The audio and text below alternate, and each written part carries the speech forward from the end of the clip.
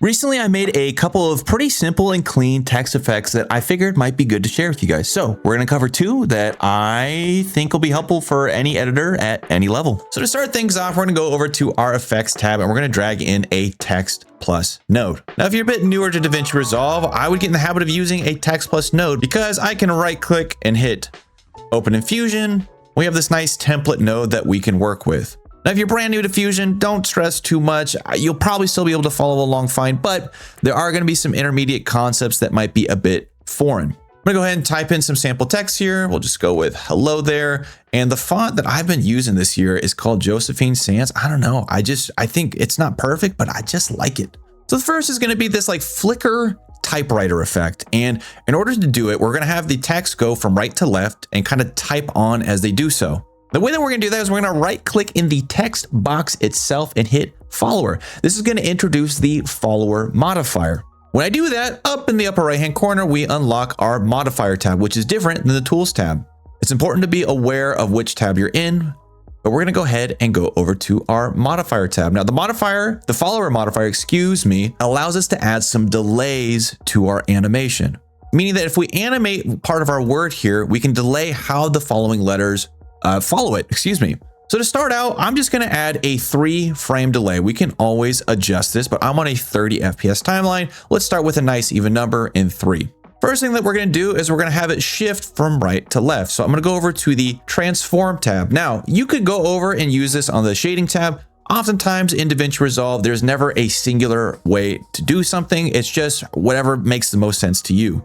We're going to use our X offset to shift things to the right and back to the left. So I'm going to set a keyframe on frame 0. That's going to generate this big path variable, which might seem a bit confusing. And I totally understand that. All I want you to do is we're going to ignore this and go back up to the follower modifier. If you are curious about the path variable, this just tells DaVinci Resolve how to shift the text. It exists as its own variable that we could adjust if we wanted to, but we're not. We're going to ignore it. And then I'm going to go to where I want this animation to end.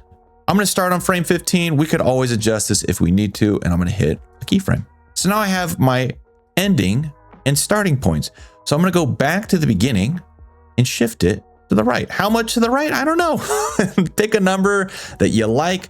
But now if I scrub my playhead forward, oh, gee, look at that. And this is only happening because on our timing tab, we added some delay. If I were to bring this to 0, it's all going to shift at the same time, right? So I'm going to re-enter our 3-frame delay here. And now what I'm going to do is I'm going to smooth out our spline. So if you don't have your graph open down here, make sure in the upper right-hand corner, your spline is open, not your keyframe tab, spline. And if your inspector is going across the full right bar, just click this little upper right icon and that'll collapse and expand it. Now I'm going to go over to the spline menu and click these 2 arrows right here to zoom to fit. I'm going to hit Control A to select our 2 points and then hit F to flatten. So that was Control A and then F. And then what I want us to do is accelerate in and then decelerate out. So to do so, I'm going to grab this handle here and pull it up. This graph is telling me move fast and then slow down, move fast and then slow down. So that's going to look something like this. Whoop.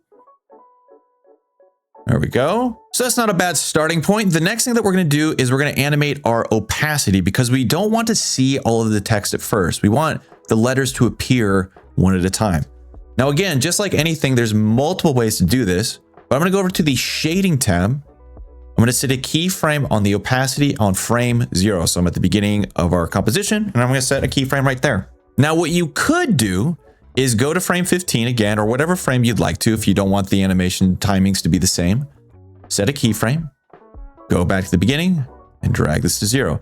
And what that'll do is it'll slowly fade on each of the letters. And I think that is totally viable. Nothing wrong with doing that. However, what I'm going to do is I'm going to hit Control Z to undo that so that I don't have that keyframe at the end here. Instead, what I'm going to do is I'm going to go over 2 frames at a time and set a keyframe. 2, keyframe, keyframe. And I'm going to do that, I guess, 4 times. So 0, 2, 4, and 6. The reason being is that we're going to toggle on our opacity twice.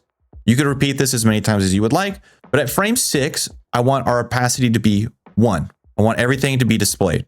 At frame 0, I would like it to be turned off. On frame 2, we're okay with having it on. And on frame 0, off, 0.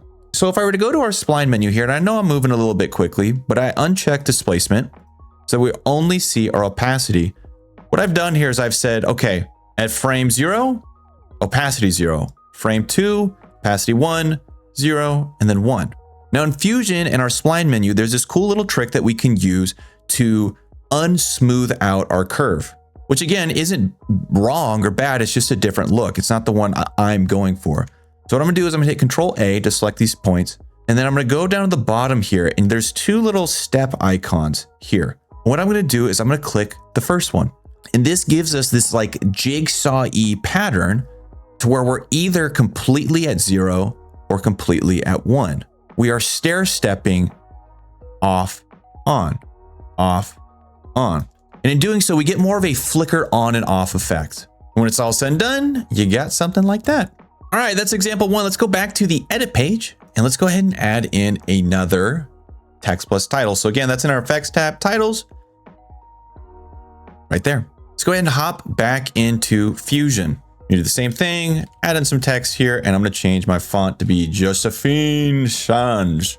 Now I'm gonna move a little bit faster through here because we are gonna follow a similar workflow, but it'll just go to show how different choices can make some subtly unique effects. So we're gonna do the exact same thing, and we're gonna right click in our text field and hit follower, unlocking our modifier tab. Now again, if you ran into problems the first go around, you might be because you weren't on the modifier tab. The tools tab and the modifiers tab play by different sets of rules. So just make sure you're existing over here in the modifier land. I'm gonna do the same thing and add a 3-frame delay. You can go ahead and change this to be however you would like. This time we're gonna do something like this. I'm gonna go over to the transform tab, set a keyframe on our offset again at frame 0, go to frame 15. Why 15? Well, because it is half of a second for me. When we do that again, we get our path variable, but we're not going to use it. There's no need to understand the path variable at this moment in time. Click back to the follower tab, keyframe on our Y. I normally like to start with the beginning and ending keyframe just because it's kind of easier for me to bounce back and forth to where I want things to change. So I'm going to hop back to frame 0. And this time I'm going to move our text down. How far down? I don't know. I'm at negative 0.13. That's going to look something like that. Now, just like the X offset, we're going to go ahead and smooth this out in a very similar fashion. So spline menu is open, expand to fit, Control A, and then F.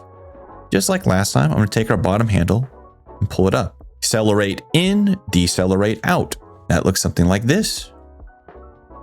Now, unlike last time, we're going to layer on things a bit differently.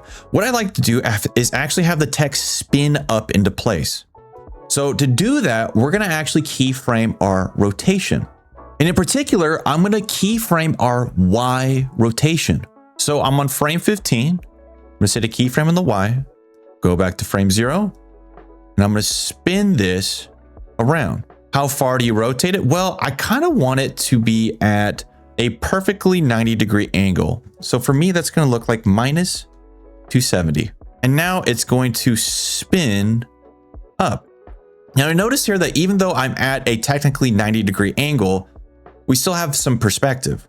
Well, to get rid of that, we can go over to our tools tab. So not the modifier tab, tools tab, go to the layout tab and decrease the perspective. This is a faux 3D camera perspective. So if I bring this to 0, it gets rid of that for us. Completely an optional choice, but let's go ahead and head back to the modifiers tab. Remember, different set of rules over here, modifiers tab. I'm gonna go back to our spline menu and I'm gonna toggle off displacement because I don't wanna mess with that.